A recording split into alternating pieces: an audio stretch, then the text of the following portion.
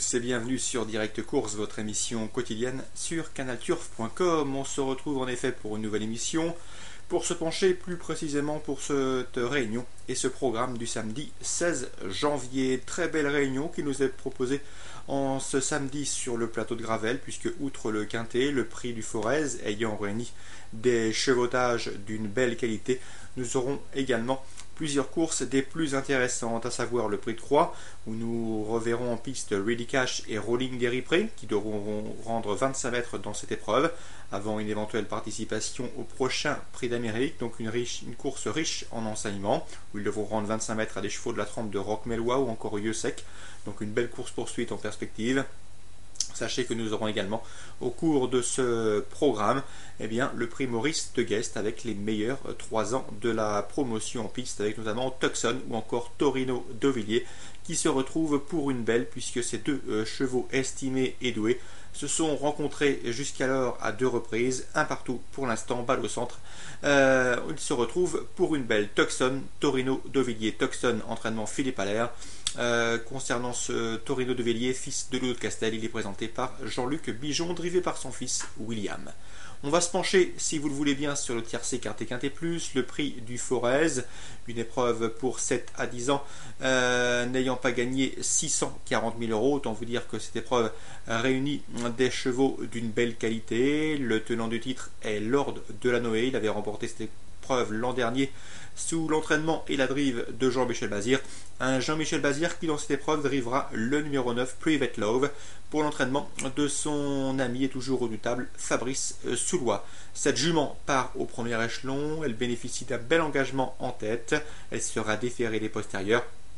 Elle est en regain de conditions, c'est l'un de ses meilleurs engagements du meeting, autant vous dire qu'elle mérite un large crédit. En tout cas, elle a largement sa place dans le quintet numéro 9, Private Love. Elle fait l'objet de bruits favorables, l'un de ses meilleurs engagements du meeting. Bref, vous l'aurez compris, à ne surtout pas sous-estimer ce numéro 9.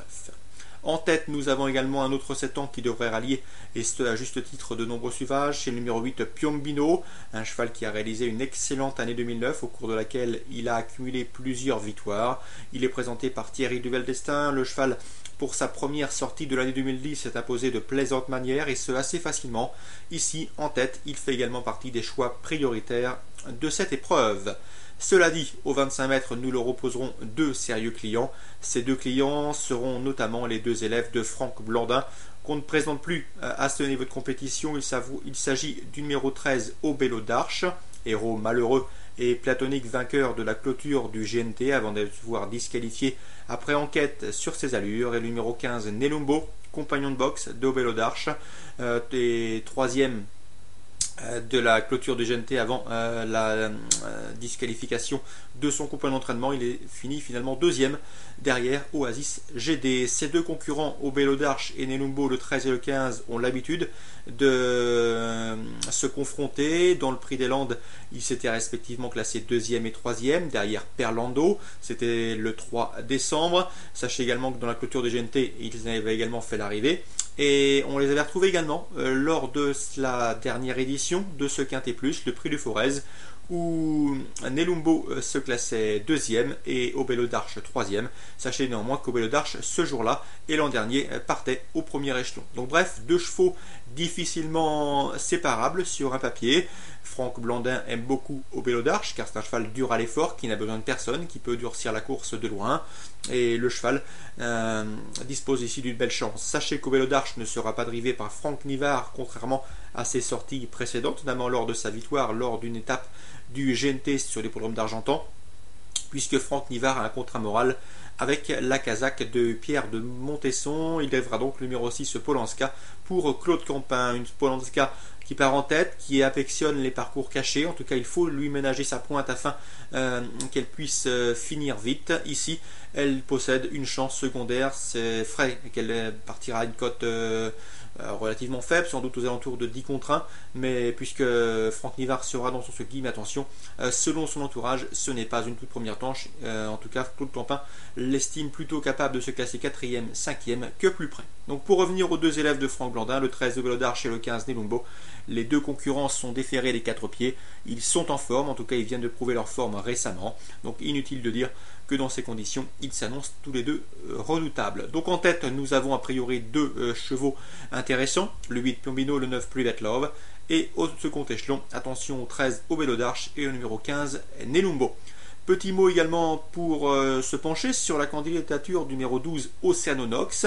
Nous savons que vous serez nombreux à vous intéresser à cette candidature. C'est un élève de Pierre Lévesque qui en théorie et sur ce qu'il a fait de mieux disposerait d'une première chance, disposerait en effet, puisque ce numéro 12 Oceanonox s'est montré relativement discret pour sa course de rentrée. Visiblement, le cheval n'a pas encore retrouvé la plénitude de ses moyens et il devrait encore avoir besoin de cette course avant d'être au top de sa forme. Donc dans ces conditions, attention, pas trop d'emballement sur le 12 Oceanonox. A priori, le cheval a besoin de retrouver toutes ses bonnes sensations. Nous attendrons qu'il manifeste un regain de forme évident avant de vous le recommander chaudement. Voilà pour les différentes informations que nous avons pu recueillir sur le tiercé quarté quinté plus. Petit mot également sur le 4 pianiste du liste. Sachez qu'il reste sur 2 disqualifications. Guère encourageant ces 2 disqualifications, puisque le cheval n'était pas vraiment souple d'allure. Lui aussi aura besoin de rassurer non seulement ses preneurs, mais également son entourage, et notamment en l'occurrence William Bijon, qui sera sur son sulky. Que vous dire d'autre sinon que dans la rubrique des interviews, vous pouvez retrouver Thierry Ravgeot et également Philippe Legavre. Ils auront tous les deux un partant dans la 9e et dernière course, à savoir Scorpion del Cordes, un cheval qui vient de laisser une excellente impression sur ce parcours de 2008 de la petite piste. Et quant à Thierry Ravgeot, il présente Sirocco du Dijon.